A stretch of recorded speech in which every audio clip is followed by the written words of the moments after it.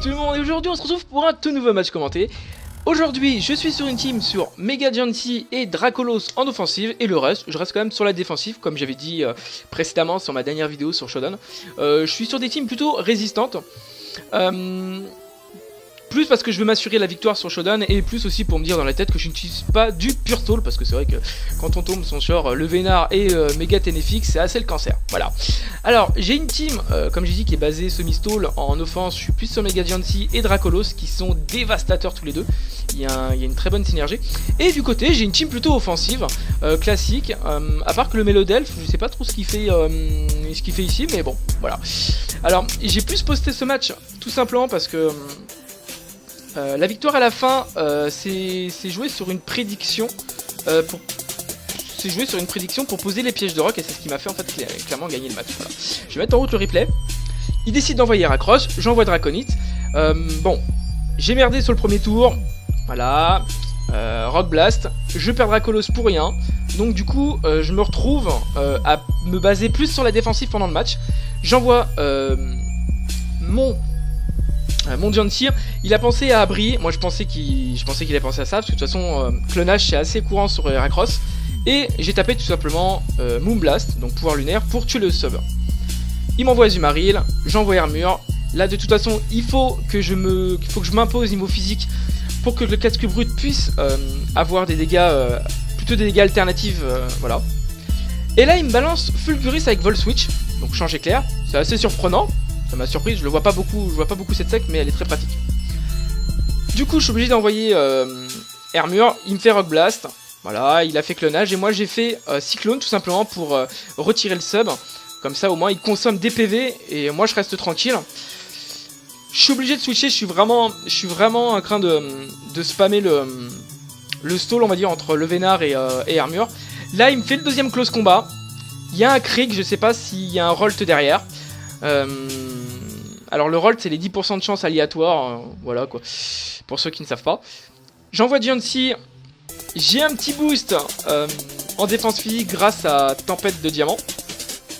Je prends pas grand chose sur Clefable. En fait il fallait vraiment que je me base sur cette attaque là pour que je puisse augmenter ma def. J'augmente ma def 2 fois, j'en profite, Azumarill ne peut pas me tuer et j'en profite pour le tuer, voilà.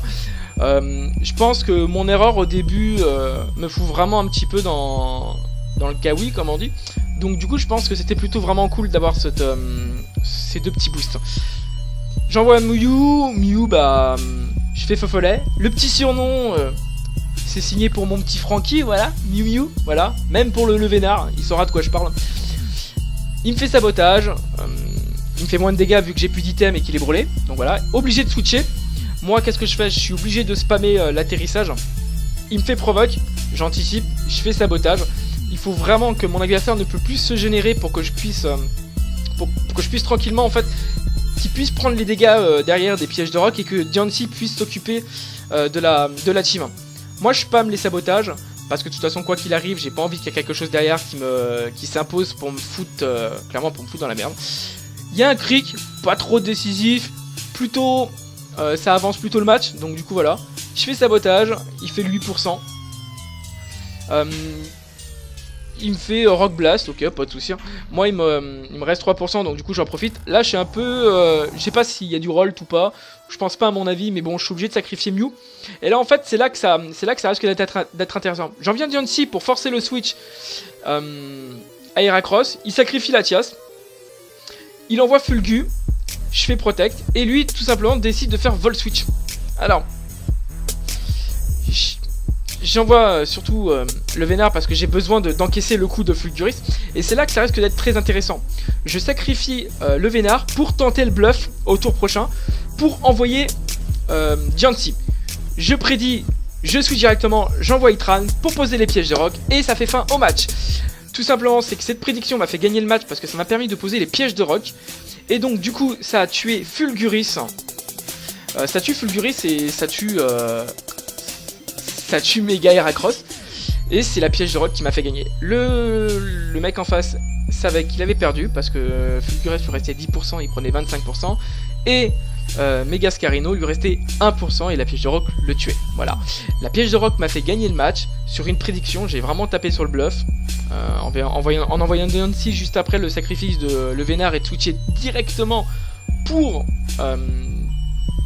switcher surtout sur Scalp-Roi pour que je puisse profiter de poser les pièges de rock. Voilà, j'espère que ce match vous a plu.